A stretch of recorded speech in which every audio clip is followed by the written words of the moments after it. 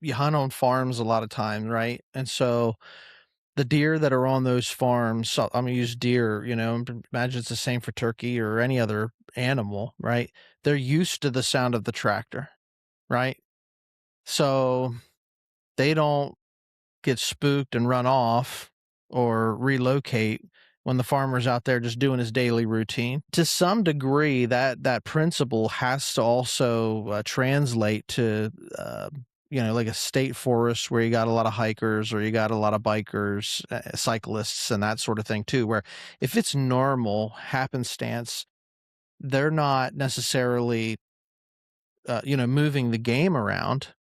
It's just as a hunter, you need to navigate the additional, it's another obstacle having other people in the proximity of where you're trying to locate a bird or pinpoint a bird, that sort of thing, right? So it's a super, it's an interesting angle, Chris. Thanks for bringing that up because I had not thought about that when I was reading through this. Yeah, so that would just add to the matrix of that, formula of the amount of birds that they're showing for the population and the number that are taken and sort of how you get to that. That has to be considered too in some capacity, I think. But yeah, I think the hunter numbers in the last 15 years, I would guess, has gone up a little bit more. Uh, Oh, I'd imagine, like Justin said, with the technology, if it gets easier, you got more people.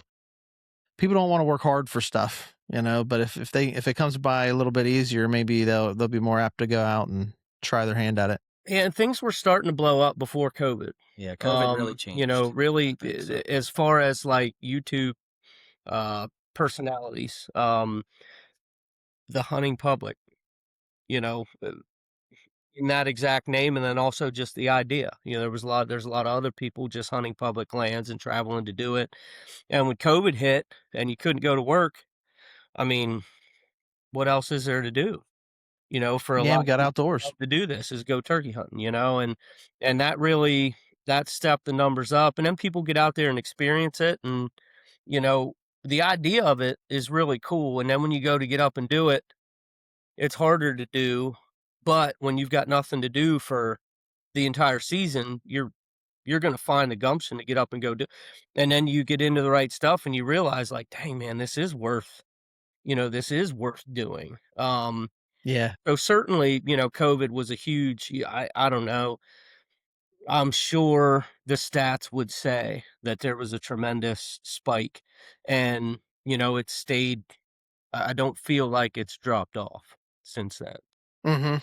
Goes for recreationalists too. I mean, everybody was trying to get outdoors during COVID, so a Mhm. lot more camping, hiking, biking. Everybody was getting out there because there's nothing else to do. And you'll probably, I hope, well, I don't hope, but I think you'll see a trend of it's going to taper back down maybe in a few years when, hey, this was fun. Maybe I'm not as successful as I was hoping, or it's a lot harder than I thought. The public land game thing, it was cool for a while, but now it's so hard to get away from somebody that this isn't as cool as it looks on TV all the time. And, it might not be as cool as it once was. It, Trends come and trends go, yeah. right? So I don't know. And it is fun hunting public land. It's really really fun being successful hunting public land. But I mean, you guys know as well as I do, around here, any spot that's worthwhile, there are other trucks at the gate when you park in there. Um, you gotta you gotta pick a special day, or the stars got to be aligned to roll up into a sweet spot, and there be no trucks.